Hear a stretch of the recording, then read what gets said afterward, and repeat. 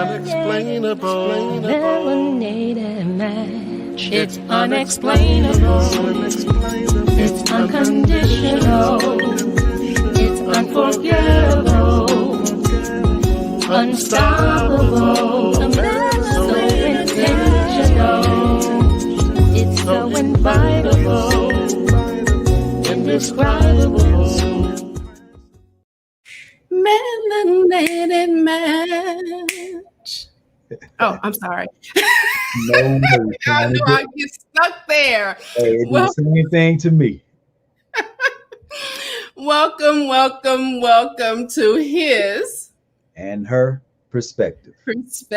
And here at His and Her Perspective, we find common ground to harmonize relationships. And we do that by having conversations that we're going to have today. Today, we're going to talk about our JUNIVERSARY conversation, straight, no chaser, addicted to poisonous love. Oh my God, I'm excited about this. Oh, we came ready. Oh man, we ready. We didn't even do our ring walk like we supposed to. We sure did. We have to come down. Come on now, we coming out. Yeah. So listen, if y'all are watching us right now, make sure that you are sharing. Why? Because this is gonna be good. Not just sharing is caring. This is going to be absolutely good. Yeah. So if you're looking at us right now, click the share button, click the heart, give us hearts.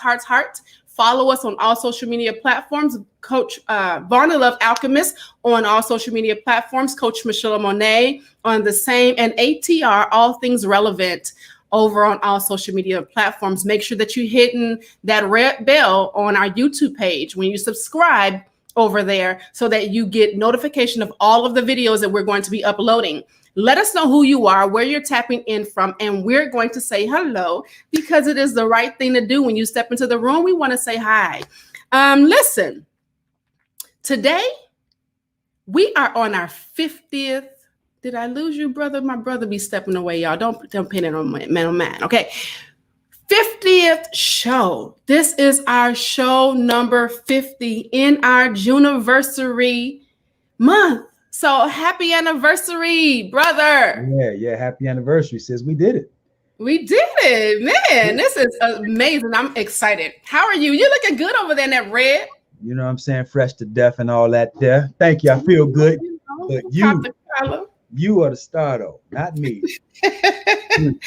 Oh, thank you very much. I appreciate that. I was only fishing for that compliment. I got it. But no, brother, you look very good over there. Thank you so much. I appreciate the compliment. Listen, who is over here joining us? Today we have Yardley is over at the bakery. How you doing, Yardley? Always making them donuts, my man Yardley. Get it? Hey, James, how you doing, brother? Brother James, salute. Hey, Sierra, my sister. I love you, girl. Peace, sis. Over there, we got some other people over here playing incognito. That's okay. You'll get comfortable with us enough that you'll start chatting in the chat box. Because guess what? If you want to come and talk to us live, guess what you can do? You can always do that by calling us at 304-60-ASK-US. 304-60-ASK-US. And I do need to get that up before we start getting people to call in, but don't do it right now. Give us a moment to get us all started so that we can get this going. But before we do that, why don't we start with our couple? You want to start with that, brother? Yeah, let's get it. Okay. So let's see. Did you have anything else to present that you wanted to talk about before this or no? No, okay. We going straight in after we do this. Okay, cool. All right. So in the His and Her Perspective couple spotlight, we have Mr. Curtis Hall and I forget the sister's last name, but Curtis and Patricia. But I just do it that way. Now They are not married. They're not married. But they met on a dating site. Now they are advanced age. I don't necessarily have to give away their age, but they're advanced age. They've been together for about a year. But here's what I found interesting about them. So long story short, my daughter was working. Okay. And Patricia walks into where my daughter works, and they begin, just discussion, having conversation. And my daughter liked her. She liked my daughter. And my daughter was like, yo, I think that you and my mom would get along great. So they exchanged numbers. Her and my wife, Patricia and my wife, started talking, and we went out. We kicked it with them. So we just met them. Wow. So, and they're a little bit older than us, right? So let's just call it seniors. Okay. What I like about them is that they offer a refreshing optimism for those who think that just because you get to a certain age that you can't find love. I love that. And I appreciate the energy between them and the chemistry between them, man. They look both fire signs. Y'all know how I do with that. And that aligned perfectly for them. And just the way they get along, the chemistry, the joy between them. And I was impressed, but we kicked it. We went out to eat. We went bowling. I won every game. That has nothing to do throw that in there, right? That has nothing to do with what we talk about. But right. The point, no, but seriously though, I admire them. I appreciate them. So salute to Patricia and my man Curtis for a job well done. Couple spotlight. Y'all make it look good. All right. I love that. Thank you so much for sharing that. Yeah. Listen, y'all, we're about to get this started. I hope that y'all ready. So this is gonna be real hot. If you ever, let me say this. So it's really a common, hey, Desi, how you doing? How you doing, lovely wife of the Vaun, the love alchemist over there? Yeah. We got Robert Lee in the house. How you doing, Robert? So there's this common refrain that relationships are hard work. Our brother over here always talks about it's not hard work, but it's heart work. He has that in his book called Conditions of Love. Y'all go ahead and get that book. Shameless plug. Yes, it was. So make sure that you get that book. But fights are normal, right? We know that you're going to have some contrast. You're going to have some things going on in your relationships. And there's going to be some rough patches there sometimes, right? But even though all those things are true, we have to make sure that we don't get distracted by the legitimate causes for concern, those red flags that we need to pay attention to, some of the things that are going on in the relationship that may need some tightening up, getting some coaching, getting some counseling, getting some therapy, getting something that happens in those relationships. So these things happen, and then they call pretty much toxic relationships. And what happens is a lot of times people tend to get into these relationships and they get into another one, and then another one, and then another one. Hence us calling this addicted to poisonous love, right? So we have to make sure that we know, that's why we're going to talk about this today, so that people can either figure out, do I need to be in that? Is that healthy or unhealthy? Is it something that I need to get rid of? Or is it something I need to do some work on? Because we're not going to tell you to walk away from marriages and long-term relationships that you've been in, because there probably is some things that you can really get some help with. That's why me and Coach Vaun do this every Sunday, and we do this for life. This is what we do, our call to help couples make love, as my brother says all the time, make love cool again. So today I really wanted to start out, brother. Let's talk about first, because a lot of times people don't even really understand what is a toxic relationship. So let's define that. What are your thoughts? Man, toxic relationships, I think first and foremost, many of these relationships are just, you could just reduce it to relationships that just don't feel good. Yeah. Right? And even if we just start there, because people like to say, oh, men think and women feel, that's nonsense, man. We all feel. We are all emotional beings with varying degrees of expressing logic. Right. Women can express logic, men can express emotions and feelings, right? So I think at a foundational level, and I'm not talking about sometimes somebody might hurt your feelings. I'm talking about being in the relationship doesn't feel good. Right. That is that is one of the beginning indications, or maybe even the primary indication that you're in a toxic relationship. What say you, Coach? Thank you, Danielle. We look cute, she says. You know, that's what we do. You know. So we do. And I'm going to tell you, okay, so you know me, I'm going to go and do a little bit of research. I'm going to tell you first what I think toxic is. I think it's anything that makes you uncomfortable, anything that makes you act outside of yourself. If you're not truly authentically you in that relationship because you're trying to do something to walk around, do anything that's not who you are, I think that becomes toxic. But let's talk about So there's a woman by the name of Dr. Gillian Glass. In 1995, she termed the word toxic people. And so she defines this as any relationship between people who don't support each other, where there's conflict and one seeks to undermine the other, where there's competition, where there's disrespect and lack of cohesiveness. She says that toxic relationship is consistently unpleasant and draining for the people that's in it, to the point that negative moments outweigh and outnumber the positive ones.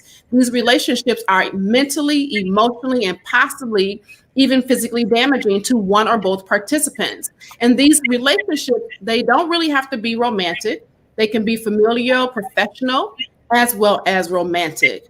So with all that being said, it's the same things we're saying together. You're uncomfortable. You're not being yourself. It's just not good. So what do you all think? So what did Yarley say over here? He says, toxic relationship equal the unreasonable disagreement between toxic individuals. You know, here's sometimes the devil is in the details, right? Yeah. Some people are in relationships where they don't even feel comfortable expressing their feelings. Yeah. Right. So maybe we have many people they find themselves in a relationship not even being able to say something as simple as, I don't know, that's not what I want for dinner. Yeah. I mean, sometimes it's as basic as that, because the other person can get so triggered by your disagreement or your conflicting value. Yeah. Right? It doesn't even have to be a combative situation, just the slightest sign of conflict. Yeah. You want this for dinner, I don't want that for dinner. And that turns into an argument. That turns chaotic. That's an indication that, if you can't even express how you feel about something in sincerity without the without being concerned about the backlash of just expressing how you feel about something, that's an indication of a toxic relationship. Yeah, because it's that imperfect pairing. And I know that we know that there's no perfect pairing, but when you get to imperfection and that's highlighted, that's something that we have to really pay attention to. It's like these two people need to be in control of each other, right? Of each other's responses, of each other's actions, of how each other are even responding to people outside of the relationship. And a lot of people are doing it. Thank you so much, Garthia. Appreciate that. Garthia, you should have seen us when we came out. You should have seen our ring walk, bro. We came out with the ring walk. We out here doing it. We out here. We on the fight. So listen, let's talk about some signs that relationships are toxic, because a lot of times people don't even recognize those signs. Like you just said, with being able to come in and talk about different things and not even be comfortable enough to say, hey, I don't want that for dinner. You're tiptoeing around each other. You're trying to get this whole it's just this uncomfortableness. And that's just really always there, where there's no joy. You seem like that you're unhappy most of the time. You feel sad and anxious. You should feel comfortable in your relationships no matter what. So Garthian says needing permission for everything. That's good. Wow. So what do you think of some of the signs, brother? Yeah. Oh man, it's so many of them. How about, well, he just hit on one. Controlling behavior would be one, but he just said needing permission for everything. So that's one. Yeah. What about isolation? Oh yeah. Like some people, will push and push to get you away from your family. Yeah. To the point where all you have is them. Yeah. Your everything revolves around them, and anything outside of them that you seek, or anyone outside of them that you seek comfort in, make them uncomfortable, and they will guilt trip you. Oh, yes. Right? Yes. So that's something to be concerned about, something to watch out for, I think. Yeah. Yeah. I think that when they don't want to talk through issues. I had a situation myself where I brought up something, in a relationship, and they just ignored what I said and kept going on with what they wanted. Those are signs, and those things may be a little subtle, especially if you're talking about in the dating stages. Sometimes when you're in that type of situation and you're already in the relationship and you've ignored some of those things in the beginning, so now you're in the relationship and they're doing that. Most people will think that, just they're mad. No, they just maybe ignoring your needs and your desires and your wants. And if they're doing that, that's not a good sign. Yeah, for sure. Yardley says, people believe they deserve agreeableness, consensus, and comfort without the work needed to form a most ideal, not perfect, union. Absolutely. They deserve agreeableness. Now that's something to unpack. Maybe one day we can come back and dig into that. Do you deserve agreeableness, or do you have to work toward agreeableness? That's something to think about. I think that we can unpack that now. We can talk about that because I think it's really something that some people feel entitlement, and that's one of the red flags. When you're dealing with a toxic person, there's a sense of entitlement that they have, that they're supposed to be, you're supposed to agree with everything that they're saying. And if you disagree with what they're saying, then they get and start having hissy fits, as my grandmother used to say. I'm gonna take a slightly different angle on that, and I would say that the polarity for that would be, if you're going to say I don't deserve agreeableness, then do I deserve disagreeable behavior until I earn it? I would go so far as to say I don't deserve disagreeable behavior unless I bring an element of toxicity to the relationship. I think that's another way of looking at maybe two sides of the same coin. Maybe it's semantics, I don't know. But I would like to think that you would come to the relationship in good faith, with the intention of being agreeable and presenting a workable self, a workable version of yourself to the relationship.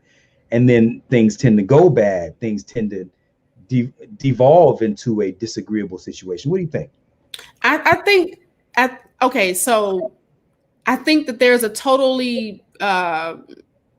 there's a complete difference between being agreeable and being entitled. Yep.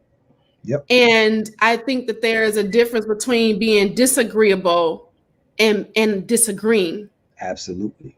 So being disagreeable is you always, y'all know this thing on, but you always, y'all know how I am, and I don't know. It's them spirits that be messing with you. I think that there's let's unpack that. So disagreeing is just saying, you know what, I don't agree with that, and this is my point of view. What are your thoughts? I think this, and okay, it's okay. I understand yours, but I don't agree. Disagreeable is I don't want to do that. No, we're gonna do this, and everything is a problem. Why are you doing that? What are you doing over there? Who told you? Those things. It's all in the tone. It's in words, because you can be very, very. I've seen somebody, a narcissistic behavior person, who was very disagreeable but never raised his voice. And it was a little psychopathic. Just a little. I'm not a clinical therapist yet, so I don't want to. I don't want to diagnose somebody, but just a little bit, because when somebody can come and really calmly tell you and be really nasty with you, you have to wonder. Kindly manipulative. Is that it? Yes. Yes. I just came up with that. That's You just made that word up. I'm rubbing off on you, making up words now. Okay. Okay, go ahead. You got it. Look, go ahead. My fault. Go ahead. I was gonna say, so James says, not allowing your mate to grow and develop into the person that they are destined to be, that will benefit the relationship, is also toxic. Yeah, I like that. Everything is earned. It's never supposed to be given. What? Heavy. I don't agree with that, but see, I agree. I believe in unconditional love. So there you go. Now, see, I don't agree. I don't believe in unconditional love, but I also don't think that, I don't know that everything has to be earned. I think on some level, I don't know. I like to think I give people the benefit of the doubt until they prove they don't deserve it. Yeah, but that has to be balanced, because you can only be so naive. You know, say when people show you who they are, believe them, right? Yeah, because you have to give. You know, sometimes you may be the first to give, and it's okay. Sometimes you'll be the first person to say, I love you. It's okay. It's be the first time. The first doesn't mean that you're being taken advantage of, or given a little bit more doesn't mean that you're being taken advantage of. It just means that you're working with somebody that may not be used to, or may not be able to, whatever the case may be. But there's a difference between giving to somebody that doesn't deserve to be given to in the first place because they're treating you like crap. Yeah. Here's another way too. I think that there are certain levels of human respect that are just given off rip. Yeah. Right? But trust, on the other hand, is something that might have to be earned. Yeah. So it's, nothing is absolute, but I think that upon meeting somebody for the first time, even if I don't know you, or there's a certain level of human decency and respect and courtesy that I'm going to extend until, maybe you ruffle my feathers or whatever, and then it goes bad. But I think there are certain base levels of respect that are given, certain base levels even of trust that many people give. I mean, hell, if you go to a fast food restaurant, you trust in them, or any restaurant, you're giving them a certain level of trust that they're not going to poison you. So I think we get into these different conversations about, what's given, what's earned. And sometimes I think it gets a little deeper than it has to be. Yeah. And that really, the thing that's really crazy is that where we need to be deep, people don't go deep. Like finding out some of these red flags, people don't go deep. Where we don't need to be deep, people are all up in it. Well, what does this word mean? And let's break that word down in this sideways, and how many letters in the. It's just not that. It's not that challenging. Here's a way of saying it: we major in the minors. We do, as a people. People have an incredible way of majoring in minor things. We get so bogged down in the minutia of it all. Look, I just learned that word, minutia. I'm surprised you didn't say the 4-letter word. What? See. Look, I'm not a sailor anymore. All right. When did that happen? You got some of it in me, so don't push me. But I'm just saying. I know. Andrea Yarley says sociopathic. I guess he was correcting me. Andrea says self-perpetuating codependency. That's that's a college word if I ever heard of one. Yep. Perpetuating codependency. I gotta unpack that one for a minute. Yeah, that is because that is addicted to poisonous love in some different words. That's really what that is. So it's another one too, just kind of veggie backing on what you were saying a minute ago. Sometimes people have just this agreeable versus disagreeable. Some people have a combative spirit, right? They just have a combative energy and a combative spirit. And it seems like even when they agree with you, even the agreements stank. It's like, yeah, we can go. Like, what? I don't even want to go now. Right. Can we go get a burger? Yeah, I guess. Come on, man. You hungry or nah? No. Like sometimes, and I'm making light of and even using a watered down example, but there are people who bring a very combative spirit to the relationship, and it's almost like no matter what scenario you present them with, even when they agree, they find a way to make you feel bad. Yes. That's a toxic relationship. Or how about this?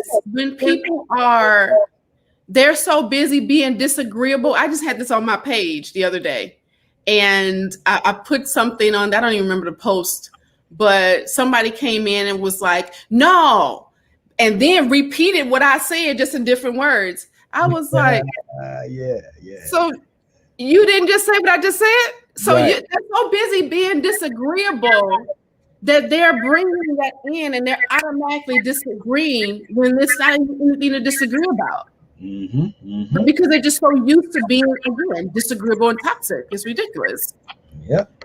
Go ahead. She said, I hit the nail on the head with that statement about negative spirits. Yep. That's what it is. Robert Lee says some people must have chaos and dysfunction going on in their relationship because that's all they know or have seen. Now, look, I was talking with a brother. Matter of fact, well, I won't get no names, but I'll say this. I was talking with a brother the other day, and he was saying how he grew up in a home where he never saw his parents argue. They've been together for 60 some odd years, and he never saw them argue. So he grew up thinking a happy relationship, you never argue, you never disagree, you don't have any conflict. So then when he got married, he was like, damn, this don't feel right because we're actually arguing. Right. So now here's the trick to that. Like, you can disagree without being disagreeable. You can have conflict without being combative, right? Yeah. And one of the things that I think is critical in relationships, like, of course, you don't want toxic spillover onto your children. You don't want to be combative in front of the children, but I think it's critically important for them to see you resolve conflict. Yes. Right? It's critically important for children to see you resolve conflict in a healthy way. Like, mom and dad disagree about whatever, maybe what we're going to have for dinner or where we might go, for the next family vacation. And maybe that's a genuine conflict, and maybe even rubs, somebody the wrong way. But I think that we do our children a great disservice when they don't get to see us work through issues. Right. One, for the purpose of teaching them that conflict can be resolved, and two, for teaching them that things don't have to go off the rails just because we have a disagreement. Right. What say you? And they also need to show that there is conflict, and it doesn't necessarily mean that you're arguing, kicking things and throwing things in front of your kids. No, but it should be okay that they hear mom and dad not agree all the time, because you're teaching them, like this gentleman who grew up thinking that you don't have conflict. That's because they hid it behind closed doors all those years and messed that poor man up. So then when he get into a real relationship, he going, wait, something's wrong.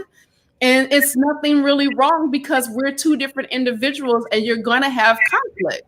Yep. So it's not about not having conflict. It's about how you manage the conflict. That's really what you need to be learning how to do. Yeah. You need to become a master of managing conflict in your relationship, not a person that's walking around saying we don't argue, because I promise you, if you are not arguing, y'all probably not having sex either. Ooh. Hey, now you're disturbing the sparks. Watch this. I'll even go so far as to say conflict is healthy. Yeah. Conflict is healthy. We grow from conflict.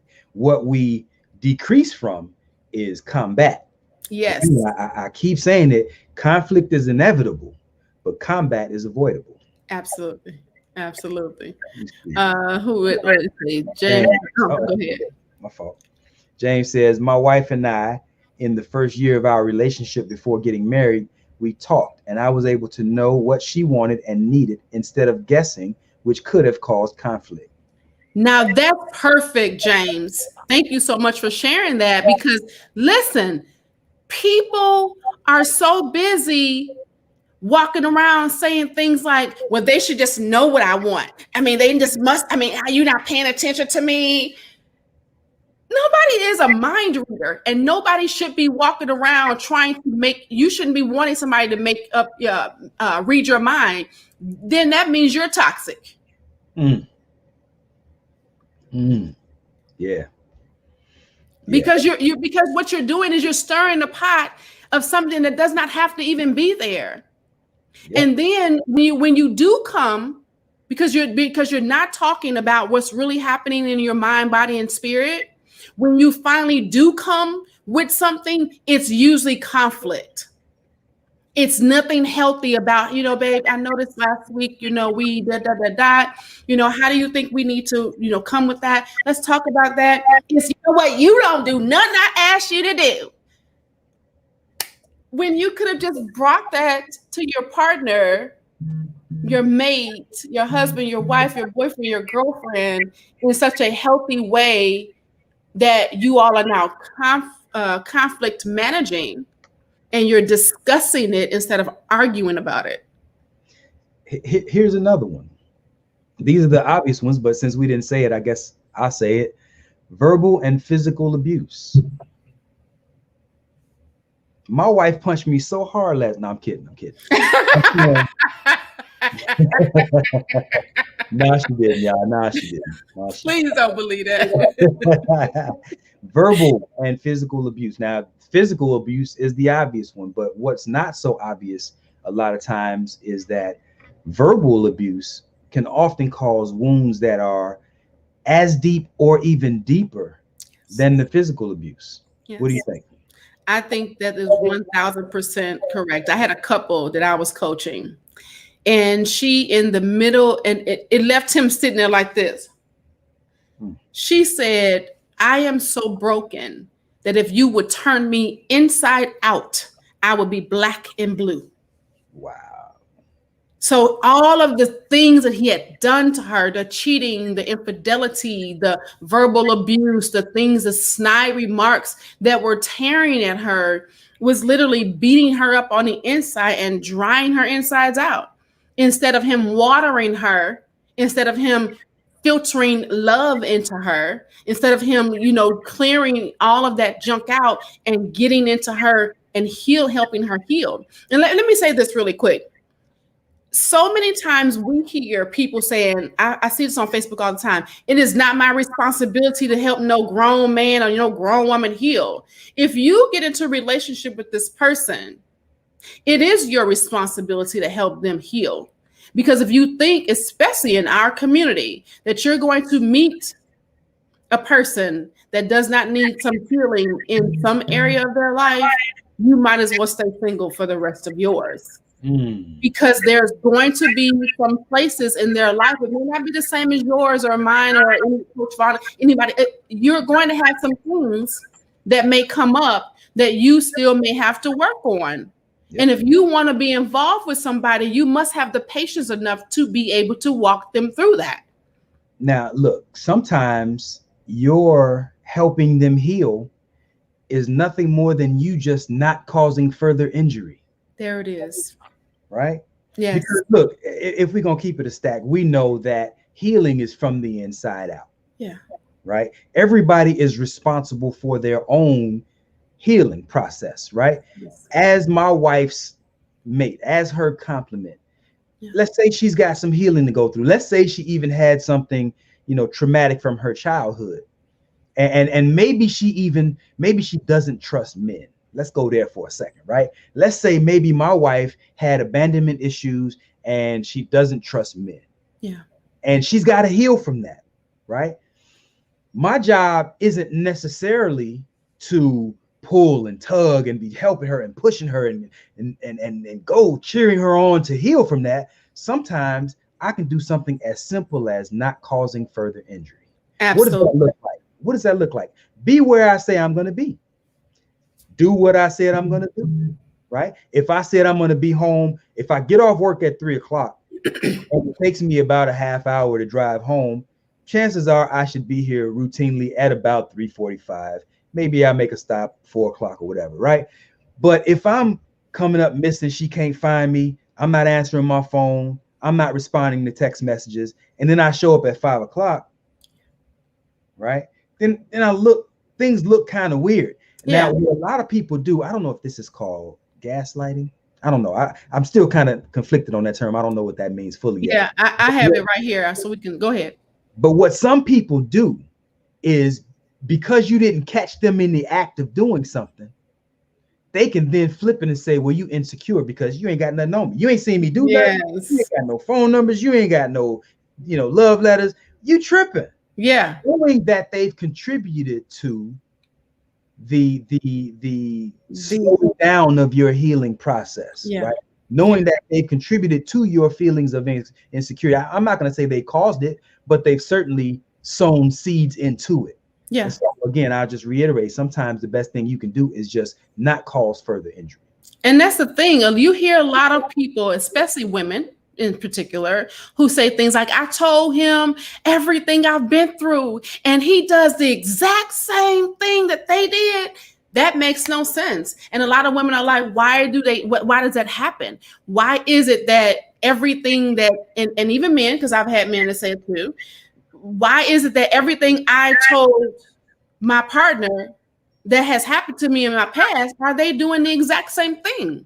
And that's because they're broken. Now, gaslighting is a form of emotional abuse that's seen in abusive relationship. It's the act of manipulating a person by forcing them to question their own thoughts, their memories, and the events occurring around them. A victim of gaslighting can be pushed so far that they question their own sanity. Heavy. Yeah. So I guess I was kind of touching on it a little bit. You were. I didn't go as deep as you just went, but that's crazy. And I've been there. I have been, when you sitting there like, was it me? Maybe it was me. Maybe I said something. I mean, it's like I have been there. Wow. And it is a crazy thing it's a crazy place to be, because you're in, and I'm an empath, and I'm self-inspective, and I've always been that way, where I'm trying to make sure I'm better than I was the day before, things of that sort. So to get a person that's like that, a person that comes into and they're gaslighting you sitting there going, you like, what was, I don't even believe what I believed before. Wow. Yeah, I've been there. Robert Lee said, I'm sorry, go ahead. I was going to read it. Go ahead. Okay. Robert says, question, what if you beat someone, as you say, that these help in healing, but they want to do the healing process themselves and they don't want your help? What if you meet someone? He's talk texting. Robert B. talk texting. Oh, okay. So what if you meet someone, as you say, that these help in healing, that needs help in healing, I guess, but they want to do the healing process themselves. They don't want you to help. Well, I'm sounding like a second grader up here trying to read. Because Robert is always talk texting, so we have to maneuver around more. So this is the thing. I believe that a person that is there and they don't want the help, they don't believe that they deserve help. So you have to help them incognito. On the low. You said what? I say on the low, huh? Just kind of. Yeah, and that's basically what Coach Vaun said earlier about making sure that you're adding to their lives and not deducting from their lives. You're adding to their joy. You're doing things because you can't.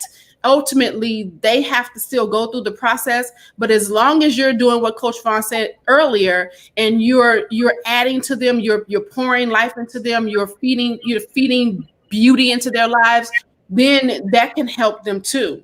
But if this is the thing, this is a caveat here. If they get to the point where if they're getting to the point where everything that you say that's positive, they tell you that they're down, and you go, well, let's get up. And then they says, no, I don't want to get up. And they're addicted to that pain, because there is a part of that. And they're addicted to that, and all they're going to do is keep pulling you down. So there has to be a point where you decide, I've thrown you the life jacket or the whatever that round thing is, because I don't swim. It's a life raft. Thank you. I've thrown you the life raft. I got the little thing that's supposed to pull you back in. At some point, if you see yourself coming in and you're pulling, you're gonna have to cut. Yeah. Let it go. I don't swim, but I have heard lifeguards say, if you are in the water and you are trying to save somebody and they're fighting you, back off until they get tired. And when they start sinking in, then grab them. Wow. But that's going to take a whole bunch of patience for you to do that in this type of situation. And that's tough, because you can literally see somebody who is fighting for their lives while also killing themselves at the same time. Man, that is a bad. I was in that situation, and y'all know I got a lot of situations, right? But every time I would tell him that the sun is shining, he would see every cloud in the sky. If I would say that the food tastes good, but it's too salty. If I would say that, oh, it feels good out here, oh, it's hot. It was just everything that I said to build, he would come back and tear down. And it was like, I had to get to the point where I was like, back off, because you're so down in yourself that you are going to either pull me in with you, or that's the only thing that was happening. You're going to pull me in with you, or I'm walk away. And I decided to walk away. Now, there's another side to that too. Two sides of the same coin, right? But there are some people who would rather continue to complain about what they're going through instead of healing, because complaining gets them the attention that they crave, right? So they would rather stay hurt, or at least feigning hurt. And maybe it is a real pain. I'm not in there, but some people, again, they would rather stay in that place because of the attention that they get from being in that place, rather than to heal. That's also that is, man. That is. I had a client like that too. It's crazy. This is the thing. I'm not that coach. Well, I'm not a therapist. Okay. I am the coach that you see the coaches on the basketball court, and that coach, I do everything but cuss. Because I'm coming for whatever you need taken out. I'm coming for it. And I can't tiptoe in it and go, oh, well, let's just coax it on out and just come out. No, come out. We're not doing that. So you cast the demons out, right? Oh, we casting them out. I told you I'm coming. I'm not that one. So when somebody is coming and they're trying to hold on to that, I'll give you a few times, right? So that you can get to know me, so that you don't think that I'm mean. And then I'm coming in and I'm going to say, okay, so you going to hold on to that? You want to keep talking about that? You want that? Okay. Is it good to you? Do it feel good? Do it taste good? Is it bringing you some money? So why are you protecting it like it's gold? Because that's what they're doing. They're protecting their pain like it's profiting them something. There's got to be a clinical term for that. I don't know what I got to do some more reading, but I ain't got to that class yet.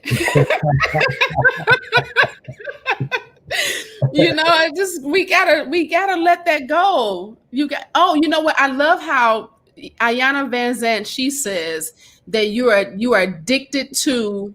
She does this. You're addicted to that pain. And so you want a new fix. Stop fixing it. Stop shooting it up like it's crack. Yeah, there's so many people who need therapy, right? There are so many people who need coaching and counseling. Like when you talk about Black relationships, there is an element that's largely missing from where we are, and what would actually help us to get to this place of healthy relationships. And we don't have, for the most part, or I should say in large part, we don't have cultural boundaries or cultural guidelines for how we're supposed to healthily interact with each other. So there is no healthy courting process. There's no healthy dating process. I mean, there is, but it's not a widely adhered to set of values. And so most people are out here just figuring it out as we go along. Should we have sex within the first 30 days? Is it okay to do it as soon as it feels good? Maybe one night, second night, third night. Do we wait till we're married? Like, there are no hard lines where we say, this is the process. This is the road toward whether or not we're going to be married, establish a family, et cetera, et cetera. And so most people, I think, are living in the pain and in the aftermath of not having those cultural boundaries and guidelines. This is where coaches like, look, shameless plug, this is where coaches like me and Coach Michelamonè come in, because many times people don't even know their way in, let alone their way through once they get in. Yeah. How about this? You only live once. That is the most boundaryless person ever. If you're 50 years old or better, 40, let's go a little bit lower. If you're 40 years old and you're walking around YOLO, something's wrong. There's some pain within you that you have not dealt with, because there has to be some boundaries in your life at that point. And so when you think that, like you said earlier, when you don't know when there's certain things that should happen, and you're walking around boundaryless, you are setting yourself up for a toxic relationship. It is inevitable, and it's going to keep coming to you over and over and over again. But you gotta man, look at this, watch this. We hear cliches like that, sayings like that, and they're very catchy and they sound good. You only live once, and then they give you a nice little acronym, YOLO. Yeah. Right? But if you think about it, it's really kind of stupid. And here's why I say it's stupid. You only die once, but you live every day. Yeah. So you actually live more than once. You get a new chance at life every day. You live every day. You only die once. Right. But sometimes the mistakes you make, if they're great enough, you can carry them for a lifetime. Yeah. Yeah. And then that could just really get you, into a big mess. James says, this is just my opinion. I believe if more men would educate themselves in personal development and tune into brothers like Brother Vaun and just listen diligently, change would take place and relationships would be better understood. I say this from experience. Absolutely. And we always talk about this whole alpha thing, right? Alpha just simply means first. So if you're walking around saying you're an alpha male, it means you're supposed to just go first. So if your relationship is toxic and your woman hasn't called a therapist or a coach, then you need to do it. Pick up the phone, call Coach Vaun, man. If you want to do couples and you want Coach Vaun and you want both of us, but somebody needs to go first. And sometimes it may be the man, because there needs to be somebody taking responsibility for that, like James is saying. You know, what's really ironic about that is that most men, I think most couples subscribe to the idea that men should lead, right? And I won't argue that. What I'm saying is this, though. 9 times out of 10, when couples come to me, it's because the woman initiated it. So if you're leading as a man, you should be just as in tune to where you can recognize that your relationship is in trouble and in need of help. Absolutely. And not necessarily your woman having to take the lead to make the repairs for your relationship. Mm-hmm. But again, we're in this place where it's not easy for men to say, I need help. Yeah.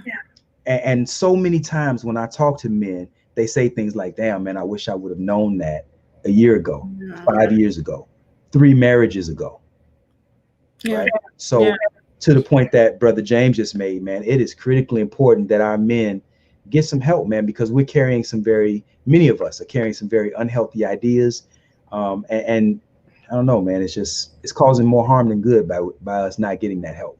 So yeah, absolutely. And Yarly, you only live once, but you die 1,000 deaths. Yeah. Valerie says alpha simply means first, truth anyhow. Absolutely. And so we really got to get to the place where you are taking responsibility for yourself. This is the thing. If you're in a relationship, it shouldn't be 50-50. It should be 100-100. Give your all, give your all. And if you're not giving your all, if you can walk away from your relationship and you really cannot say, I did everything, including getting coaching, that I possibly could have before walking away. Now, we want to be clear. We're talking about being addicted to poisonous love. You can still heal. This is the thing. Most people are not healthy enough or patient enough to walk through that. And if you can't do it by yourself, get some help. Stop thinking that you are an island to yourself because you call yourself grown, because that's what most of us are doing. We feel like you said earlier, Coach Vaun, oh, we're out here doing it and trying to figure it out because we're grown. I don't need nobody in my relationship, or, I don't want nobody telling me what to do. And, I don't need anybody talking to me and knowing my business. And what goes on in this house stays in this house. That right there has got people molested, raped, murdered, beaten, all those things, because what goes on in this house stays in this house, which has us in the generation that we're in right now, where nobody wants to talk about anything. You don't want to have discussions. You just want to keep walking around in this toxicity environment, in this environment that's just breeding toxic. Just if you want to just be toxic, go down to one of the plants, stand there in one of the pipes where the smoke coming on out. Just stand there then. Yeah. You know what I'm saying? Why? But you got to get to the place where you're not doing that, because that's exactly what you're doing. You're standing in this poison instead of getting some help. You just rather just stand there and suck it in, breathe it all in. One of the things I appreciate about where we are today, I can imagine that when my grandfather was a little boy, even when my father was a young man, that men didn't talk about feelings. We didn't talk about how we felt. We didn't outwardly express our disappointment in different ways. And with where we are today, men are growing much more comfortable with sharing, some of the things that hurt them. Mm-hmm. And I appreciate that. And more importantly, I appreciate being in the business of serving that, right? Mm-hmm. I was on the phone Friday with a client, and this brother was telling me about one of his friends, mm-hmm. how his friend was having some health issues. Mm-hmm. And so the health issues made him a bitter person. We're talking about toxic relationships, right? So his health issues made him a very bitter person. And so his bitterness was spilling over into his marriage.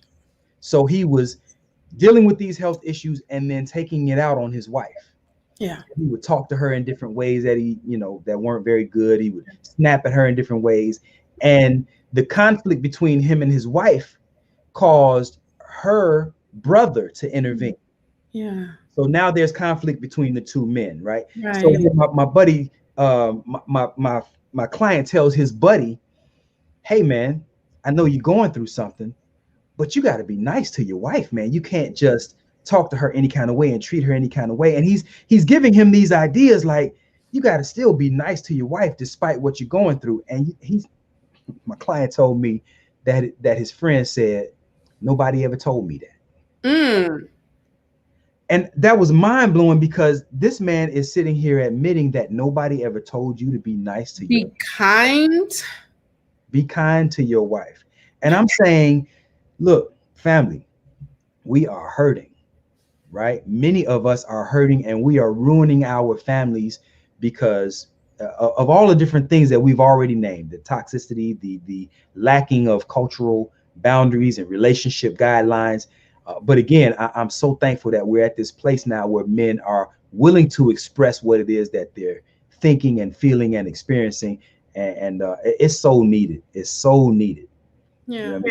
So if you know somebody, particularly men, I really enjoy helping the brothers. So if you know a man that is in need of man, just being able to share and discuss what it is that he's going through, man, give that brother my name and my number, my information, and man, have him get at me, because we need this. Yes. Thank you so much, Danielle. I appreciate that. And first, let's stop real pause for a moment. Where Danielle at? What she said? She said, I am a good coach. That's my client. Okay. She said, Coach will snap you right out of it. She said she will get you right together. She said also get her book, A True Eye Opener. It allows you to see that you're not the only person who goes through certain things. Yes, absolutely. Yeah. Now that's not even a shameless plug. That's a real plug. That's a real plug. Thank you, love. I appreciate that. And that's real. If anybody is on here that is going through domestic violence, there's a hotline. If you cannot find, you can call me a Vaun. You can call somebody, but there's a 24/7 guidance, 800-799-7233. National Domestic Violence Hotline is 800-799-7233. I'll say it one more time, 24/7 guidance, 800-799-7233 to get some help, because there's some people that are out here that's really afraid for their lives, and they need help. So please reach out to them. Yeah. Robert says that we must also accept that as men, we may not be the leader of one or one up for the woman. Sometimes the relationship is meant for us to do life with. Not sure, Robert. You have to clarify that. Valerie says, some women speak negatively about men that share their feelings. This is so hard to comprehend. It took me years to get my husband to open up. I wish he was that way in the beginning. And you're right, but this is what we talk about, Valerie. We're talking about our community as a whole has taught our men not to do that. Oh, stop crying. You a sissy. Oh, you boys don't cry. Man up, act like a boy, all these things. Yeah, you soft.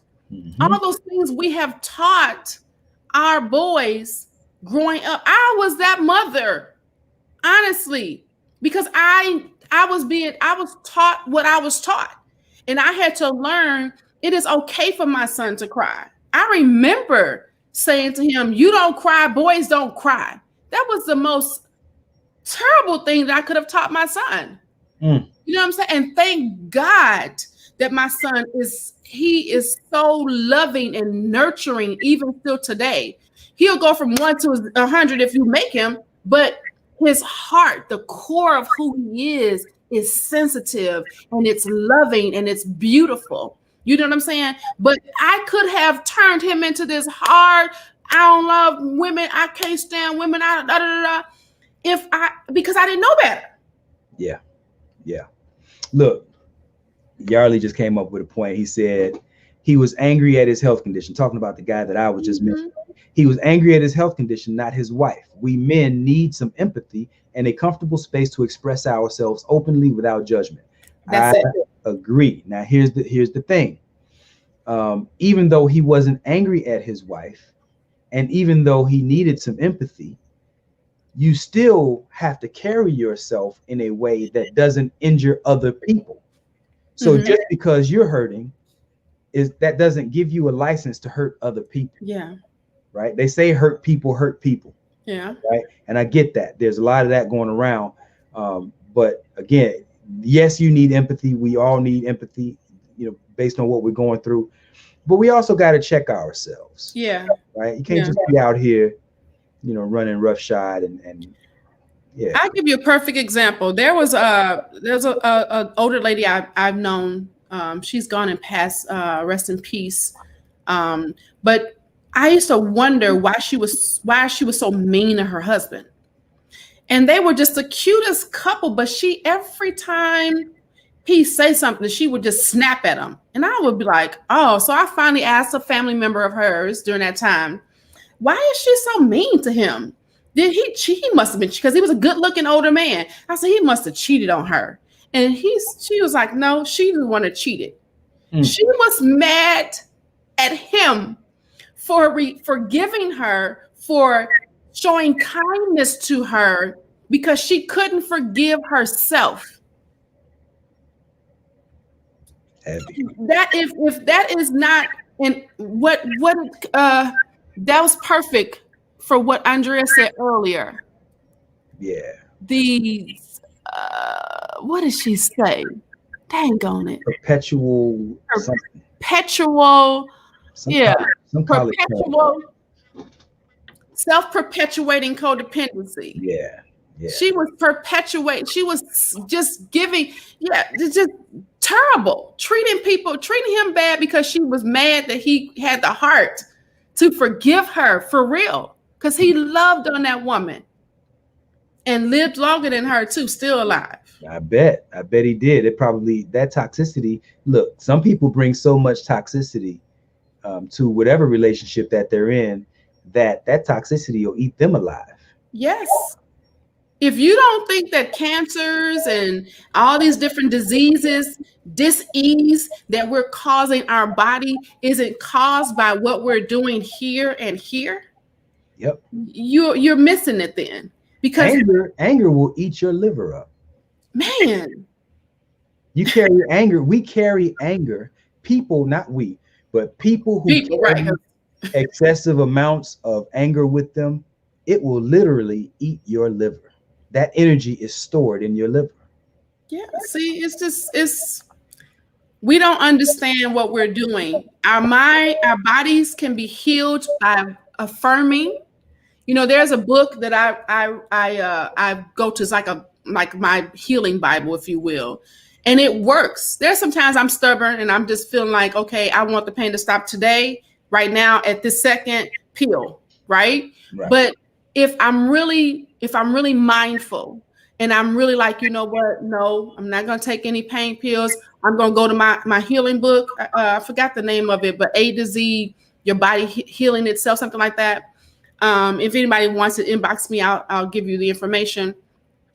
But I have had, I remember when I was going through the process after having my spine surgery, and I would speak the words. And it wasn't necessarily things like, you know, directly to that, because it was things that was underlying, that was causing that pain, that I would have to speak to that thing, not to the pain. So I would have to affirm, yes, I feel good about myself. I am safe. I am whole. You know, things like that. And it had nothing to do with the pain or where the pain was coming from, but it had something to do with the underlying cause. And I promise you, those healing. Yeah. Words have power of life, don't they? And death. Your body can heal. And so if you're in a relationship that's toxic and you're talking at each other, you are placing those words into the DNA of the next generation and the next generation of that person. You are not just harming the person that you're looking at, you are harming the person in their future.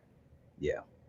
And so we gotta take real good sight of what we're doing to each other, that it's not just a right now thing. I'm angry, I'm pissed off. I'm gonna tell you what my mind tells you to tell you.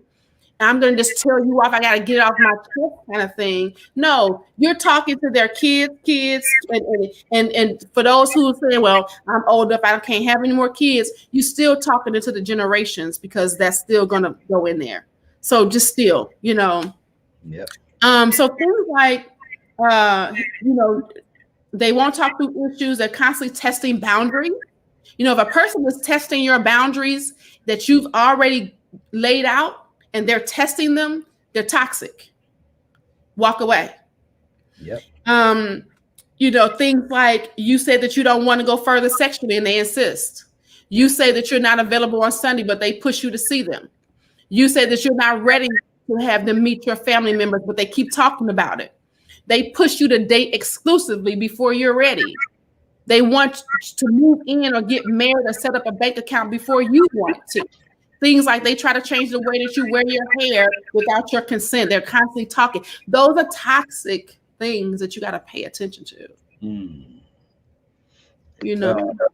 Two comments. Robert Lee says, we as men try to give our women the solution to help her get to the next level or healing, but we are told to stop trying to fix it. There's some meat on that. Let's stop with that for a moment. Okay, because this is the thing, Robert. So when a woman comes to her man, she is not always looking for a solution. Men process. So let's just give you a visual.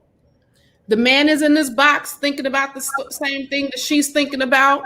He's over here quiet, is renumerating it through his mind, coming up with a solution. Then he's going to speak about it. She over here been called about 15 people because you over here in your box and she can't reach you. But she done told 15 people everything that she needed to do. By the 10th person, she started to figure it out. By that 15th person, her solution is there. In other words, she has to talk it out. So when she's talking to her man, he's not necessarily looking for a solution. She just wants you to be quiet and hear her heart. And then when she says, but babe, what you think? She just wants to know what you think. She may not necessarily want a solution. Most women will say, I need help with this. I don't know what to do. Yeah, you know, it's funny you say that because I was having that very conversation with a client earlier this morning. Really? Yeah. And it's amazing because we don't process the same. We don't emote the same. And women are often looking to just talk through their feelings. Yeah. Whereas men, we don't have as many words as y'all do. Right. Y'all got, something like 15,000 words per day in your data bank, and we only get about 2,000-3,000. Right. and so when you give us an issue, immediately our mind works on solving the problem. Absolutely. Right? But the thing is, because of the way you are wired, you're not always looking for us to solve the problem. Sometimes you're just looking for the comfort of us listening. That's it. And that's really hard for us. Yeah. It's really hard. And I think that there has to be some compassion shown both ways. One, from the man, of course, to the woman who is doing that, but also from the woman who knows that that's how, or who needs to understand that her man is wired to solve a problem when she presents him with it. Yeah. So this is a process that gets developed and fine-tuned over time. I'm gonna tell you, I'm still not all that great at it. I'm better at it than I used to be. Not as good as I'm gonna be. But I'm, you know what it takes though, bruh? All it takes is communication in saying, preferencing in the door with that particular conversation, babe. I just need you to listen. I need to vent. Can you just hear my heart? You know, y'all don't do that. I'm not saying that all of us do it. Sometimes the conversation just kick off, and before you know it, you in third gear. And well, then she shouldn't get mad if he come up with a solution. Yeah, again, like you said, or like I said, one of us, both of us said that it's an evolution. It's a process before we get there, and we learn each other's signs, and I don't mean zodiac signs. I mean just learn each other's indicators for when you're actually looking for help versus when you just need to get something off your chest. Yeah, and speaking of that, that is something that both Vaun and I do. We have processes to help you figure out what those triggers are. Help you figure out how to, oh, that's why she does that. Oh, that's why he does that. We do it differently. He does it with the alchemy and I do it with assessments, but we're still coming up with those keys, those tools that you need in order to be able to go, oh, I get it now. Because once we understand that there is a distinct difference in how we process, how we communicate, we're not different. Okay. Men and women ultimately, Coach Vaun talks about this all the time. We ultimately underlying want the same things. How we get there are two different things. Yep. And once we realize that it's not personal, My partner is not coming at me or coming for me. They're not against me, but we're together as one against the world, right? That we can understand that, oh, you do this a little bit differently. It doesn't make it right, wrong, or indifferent. It just means it's different. Right. So, and we need to figure that part out. Yep, very much so. James says, going back to toxic, we must be careful of outside influencers who do not have a heart for building strong relationships. They are giving advice about something they are not producing. Yes. Yes. Crucial. Yes. And that's we know who we're talking about, some of these influencers out here who are talking about, and dividing, anything that divides, you know what I'm saying? Anything that divides is toxic. I don't care how you slice the pie. If it's dividing the ultimate goal of relating, because there's 3 things we have been kept from. I talk about this all the time.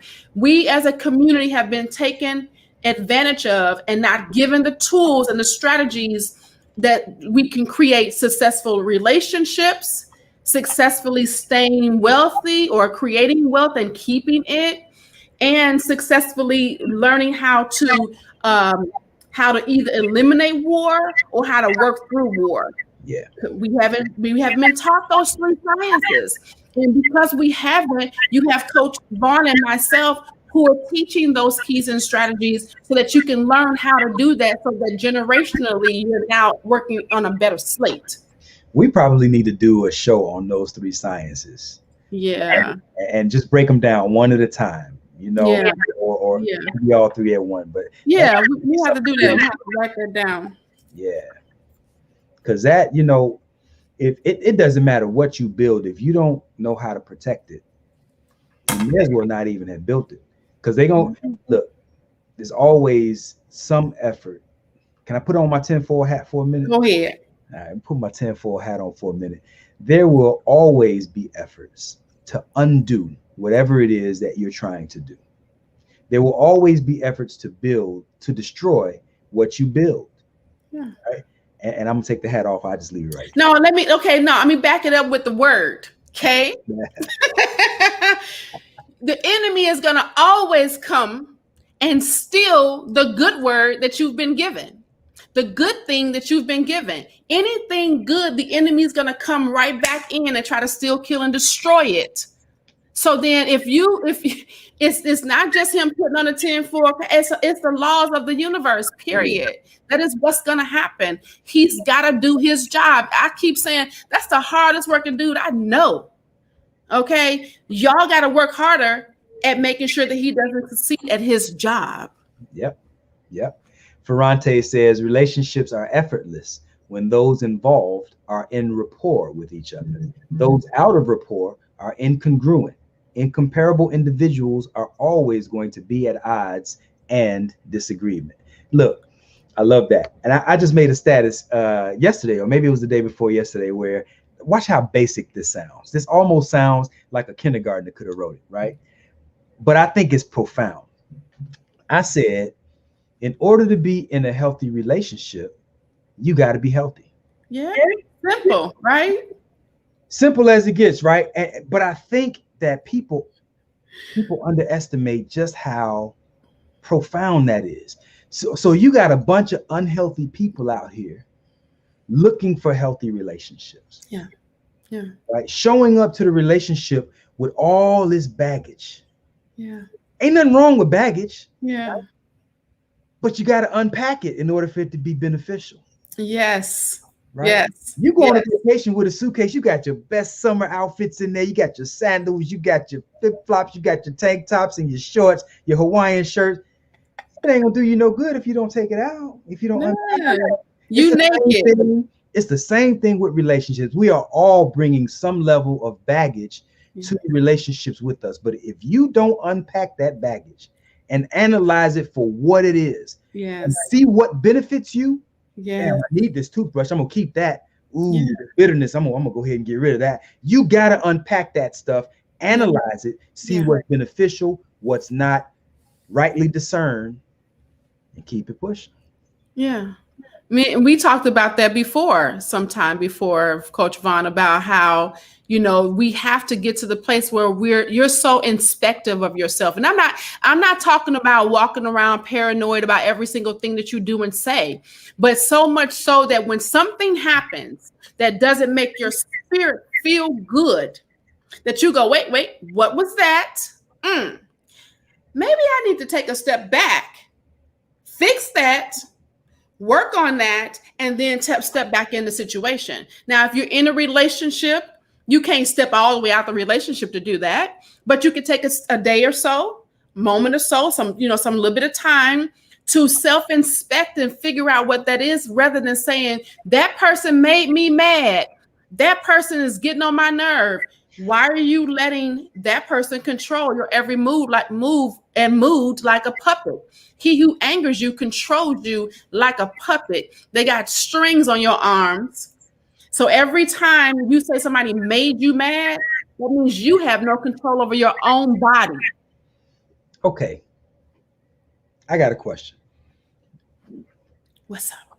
How do you know when you're the toxic one? Ooh. Do people always know? I'm not convinced that people always know. So how do you know when you are the toxic one in the relationship? When you are the one bringing toxicity to the relationships? People are out here looking for love, right? Yeah. Maybe even as Buckwheat would say, looking for nub in all the wrong places. All the wrong places. Right? Some people are out here looking for love in all the wrong places. How do you know when you are the one bringing the toxicity to the relationship? Riddle me that, Coach. Riddle me that. A person can say that they are the bottom denominator to all of the circumstances, and they have not taken out the time, energy to heal from those things, figure out what the problem is, go in, cut it up, chop it up, look through it, then get rid of it. If you haven't taken the time, but you keep saying things like, I keep meeting the same kind of woman, I keep meeting the same kind of man, and why do I keep running to this type of dude? Because you haven't taken the time to heal whatever that is on the inside of yourself. Take some time and do that. And so many times we're looking for love in all the wrong places because we're too busy looking for love instead of trying to figure out what that is. Now, there are some times that you may have to go through some things in the relationship to figure out that there's some things going on, because you can't heal everything until you can't walk around and go, I'm going to heal everything.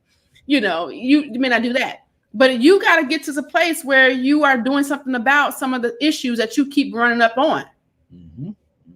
Look, I say this all the time. If you don't heal from what hurt you, you'll bleed on people who didn't cut you. Ooh, there you go.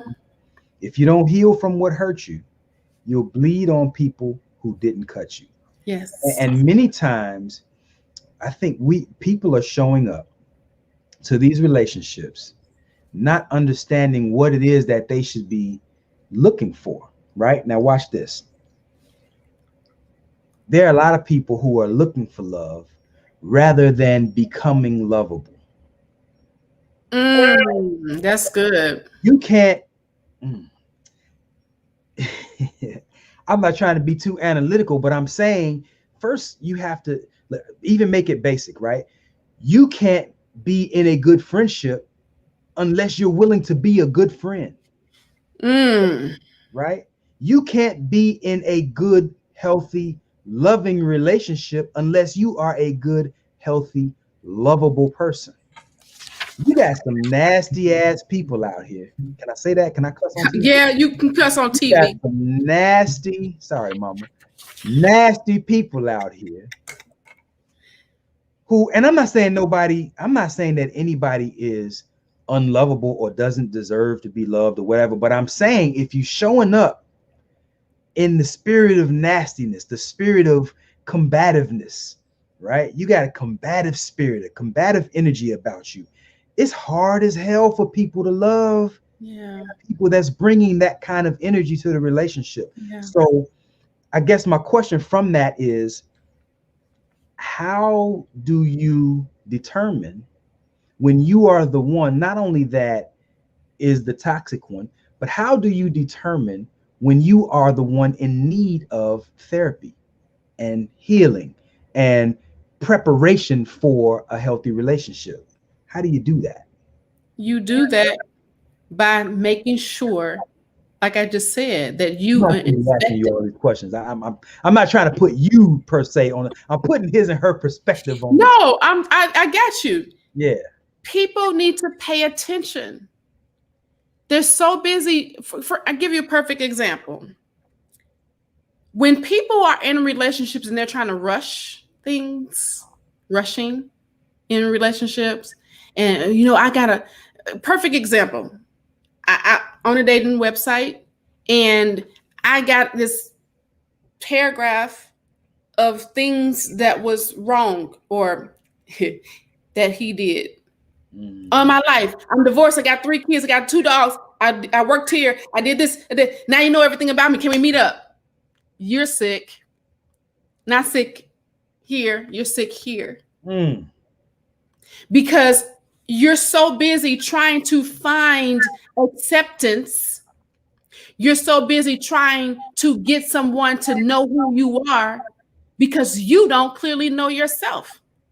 So you're walking around with these labels of what you think you are versus allowing someone to see what they see that you are. So you need to come up front, because that's what that is. Let me step in front of you, give you all my labels so that you got them. Here they are. You got them. No, let me shift through some of this, because what is this? If you're trying to do that, then you need to get some healing. If you are in position where you're not trying to have the conversations, you don't want to talk through these issues, you think that you have this huge sense of entitlement, you think everything is about you, everything is, let's say one, you think everything is about you. You could be talking about, baby, we need to talk about chicken. Well, I don't like chicken. Why we always got to eat chicken? And what's wrong with the chicken? They're overly critical about previous partners. If your gut is telling you something's wrong, never point at the next person first. Always point at you first. Make sure that your hands are clean. Danielle talked about this last time, because I talked about your hands being clean. Make sure your hands are clean before you go to the table and try to pick up something else, because you got dirty hands. So point at yourself always first, and then bring something to the table. You know, one of the hardest things for people to do. I was talking to a young man a little while ago, and he had all these complaints. And, well, not all these complaints, but he had a few. And they were legitimate complaints, right? But I asked him, was there an opportunity for you to make a different decision to have a different outcome? Of course, the answer was yes, right? Could the scenario have been different from what it is right now? And the answer was yeah, but it wasn't yeah until after a very long pause. Here's the point. People have a hard time, not everybody, some people have a really hard time owning their role for where they are, right? This is what we talk about. This is what we mean when we talk about accountability. Right? If you could have done something different to exact a different outcome than the one you're unhappy about, you got to own that. Like, it's easy. It feels good to blame somebody else because that load is off me, right? But when we get down to the real, like, okay, here's one. My baby mama ain't worth nothing, right? Why did you promote her to baby mama? Come through. Just saying. You promoted her. She didn't do that unless she the Virgin Mary. She didn't come down with that one on her own. Right. You promoted her. Could you have done something different where you would have exacted a different outcome, where you wouldn't be struggling with a trifling ass baby mama or baby daddy? Yeah. The answer is yeah. You either A, plant your seed in a more fertile, healthier soil, right? Right. Or B, you lend your womb to a healthier seed. Yeah. Right. But once the seed comes to fruition, once we get the fruit, that's not the time to start complaining about who you created the fruit with, right? That decision takes place 9 months ago. Yes. And 12 months ago. Yes. So I'm saying own your role in what it is that you're dealing with. This is how you bring a healthy mindset, a healthy heart, a healthy being to the relationship. I've been telling my kids since they were old enough to have this type of sex conversation, the birds and the bees, if you will.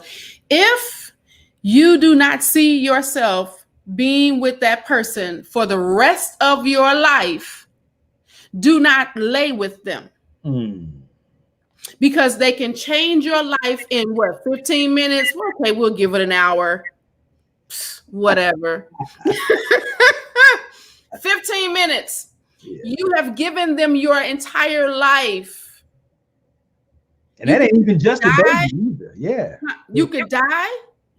Or you can be in a situation where you are miserable for the rest of your life because this person is there, even after the kids become grown, because you still attached to them, and you still have now the seed that is germinated in that child could also bring out some other stuff. So you've got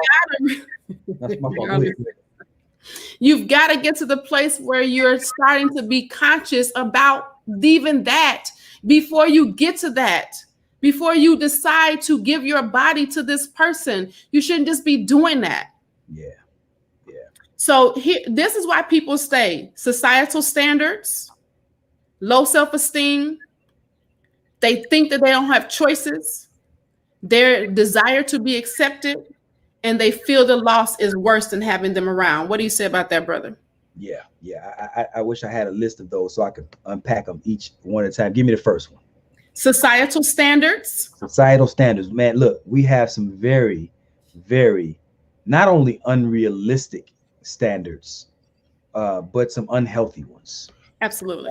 And so you'll find so many people that are hanging on to, look, I had a, I don't want to implicate too much. I try to be private with these things, but let me say it this way. There was a woman who was married and she had 3 children. And the husband was physically abusive, verbally abusive, emotionally abusive, not just to her, but also to the children. But the standard that was set in her heart, in her mind, by her family, by society, was that you push through and weather the storm regardless, right? We don't quit, right? And I'm saying sometimes we got to figure out what the lesser of the two evils is, because, and I've, look, it ain't just women that are being emotionally, verbally, and physically abused. There are, I think the statistics say something to the tune that almost half the time women are the ones who initiate some of this domestic violence that we're dealing with, that we're talking about, right? So, and women can be just as verbally and emotionally abusive. This just so happens to be somebody that I was talking to, right? So I think that even though we have these societal standards, there's a pendulum, right? At one point, on one end, we had stay no matter what. Now we're at the end of the spectrum where people will quit at the first sight of trouble, right? So there has to be a healthy medium that's established outside of the confines of what society has looked to establish, because I think we'd be remiss if we didn't acknowledge that this society has placed some very unrealistic and unhealthy ideals in our minds. Right. Absolutely. I'm trying to find our Cash App. Yeah. Oh, James. Yeah, we need our Cash App up there. This has been a phenomenal show as always. Maybe you should add a Cash App link. Just a thought. I have to get prepared for my show. Love you both. We love you back, brother. Thank you so much, James, for joining us. I should just give y'all my cash app. Y'all can trust me. I give Coach Michelle her cut. I think it's this.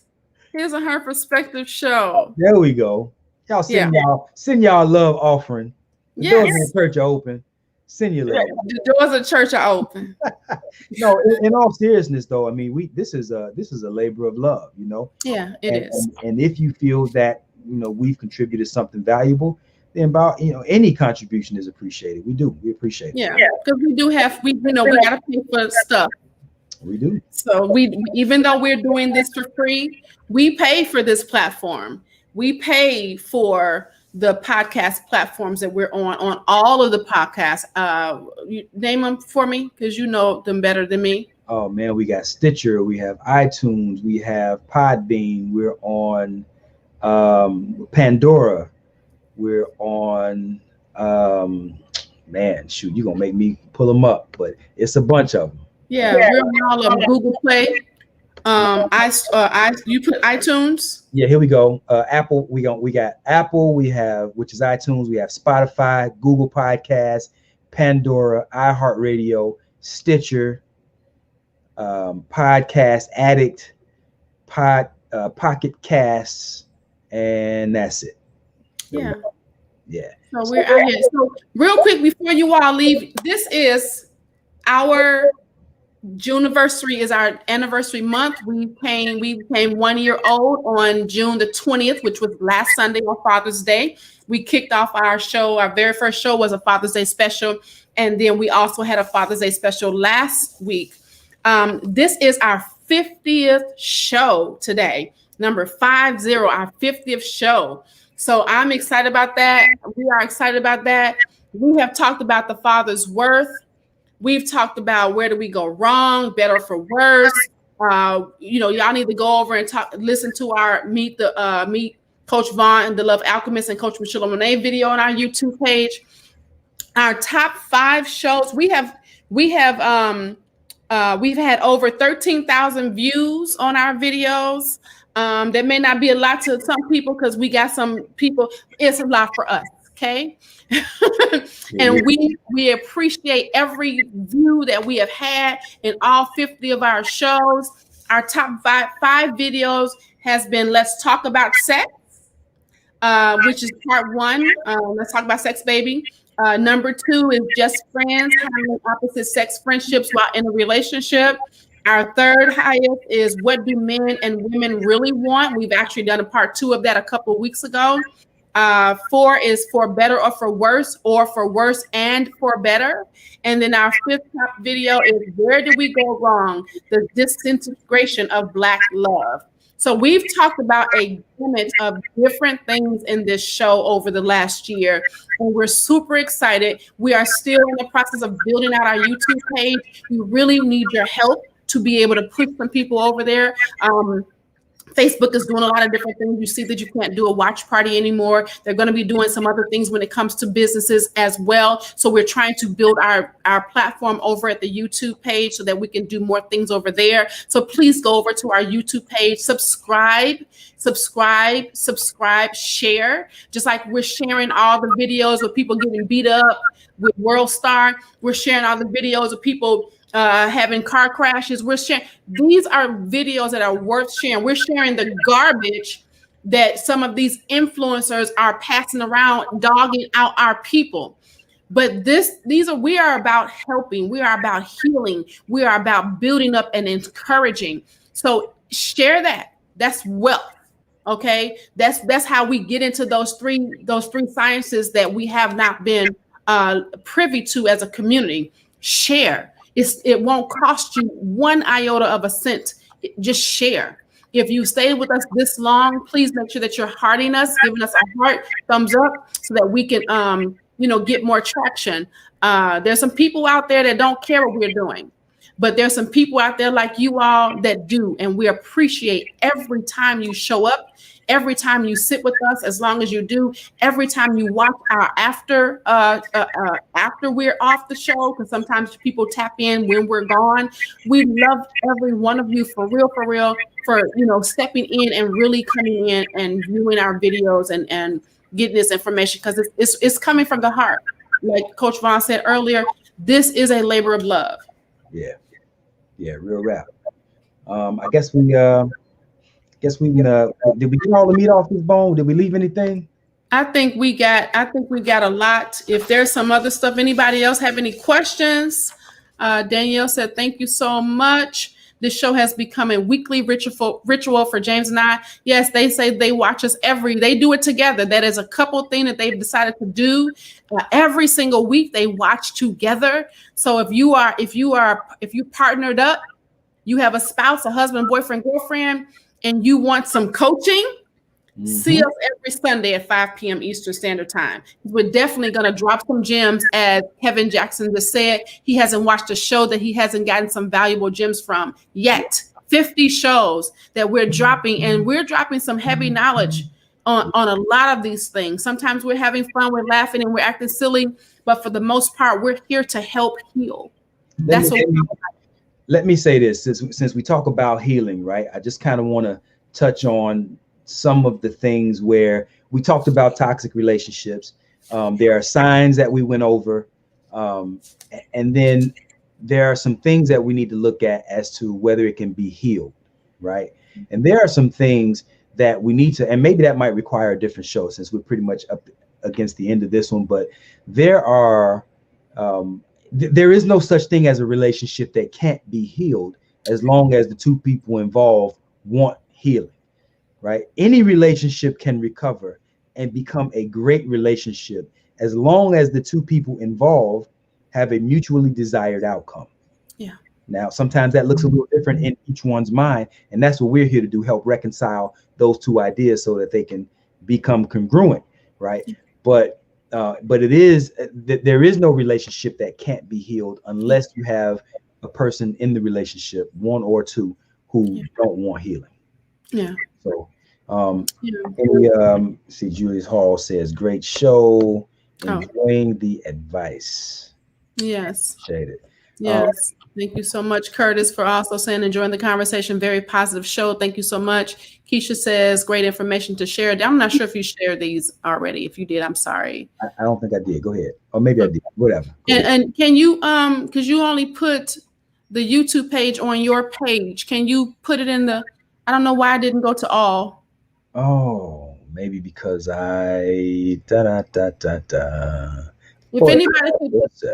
anybody on his page can copy and paste that link and put, you can't, because we need to go to all the pages. Let me try it again.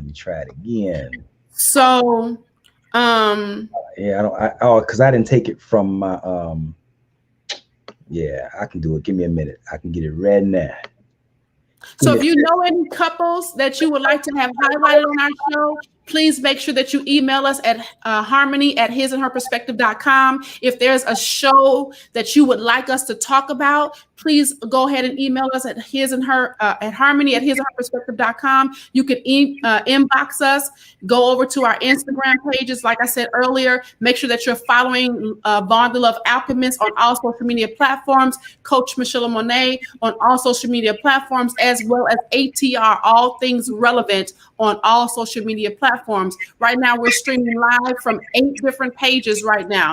So we really appreciate every last one of you that is on here viewing us and taking the time out with us. We really do. We do. Desi says, you have an amazing show. Thank you so much, Desi.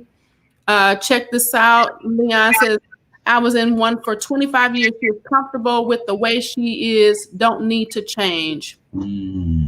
See, sometimes people need to hear it from a different perspective, right? Because look, as great as we might think we are, right? We all think we're intelligent. This is probably the most intelligent you and I have ever been at any point in our lives. Yeah. Right? Yeah. But sometimes people need to hear it from a different voice. Yeah. So you can be the most insightful cat, but they've grown tone deaf. Yes. To what it is that you're offering. So this is where coaches and counselors come in. This is why, shameless plug, but this is why we are necessary. Yeah.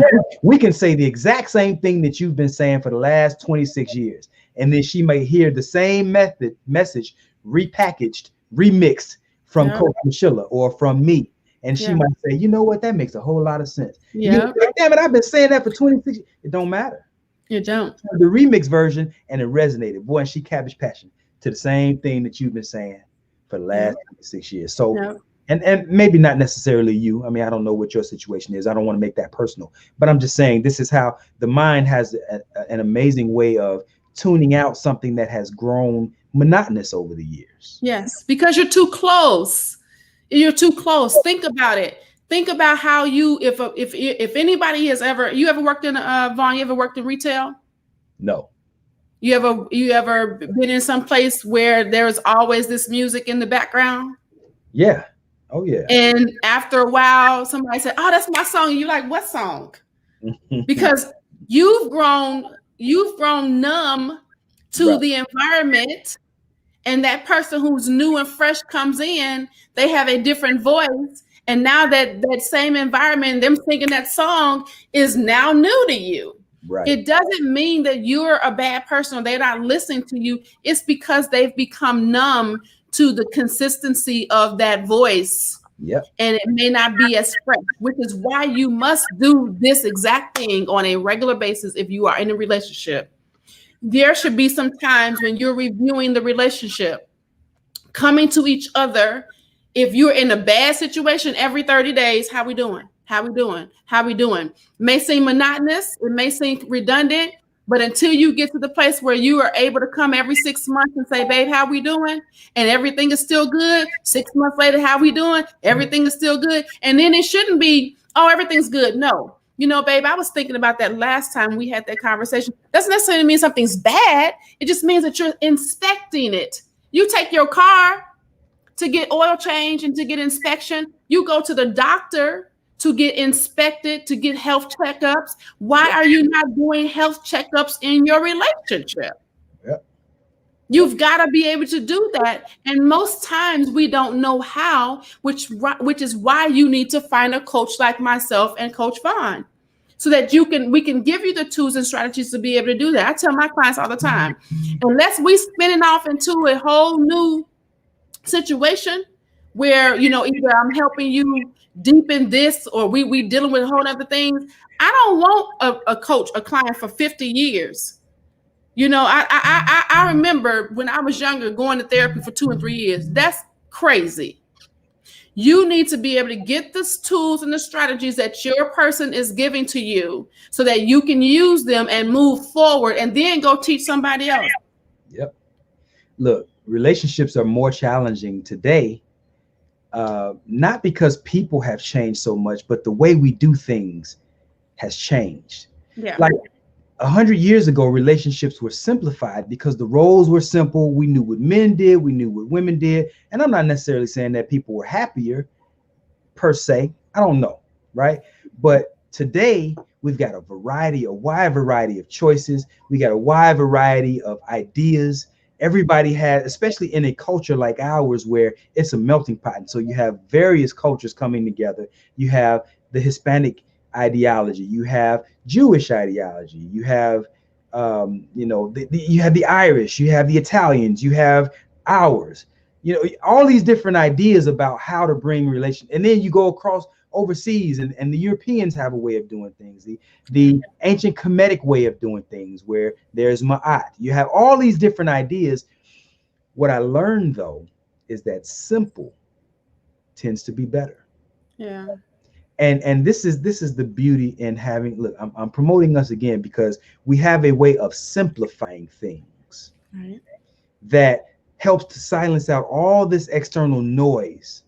Oh, girl, you got to have this. Oh, man, she got to at least be doing that. You got all this different input, all these things that are so loud in your mind that you can't even hear the very heartbeat of your relationship. Yeah.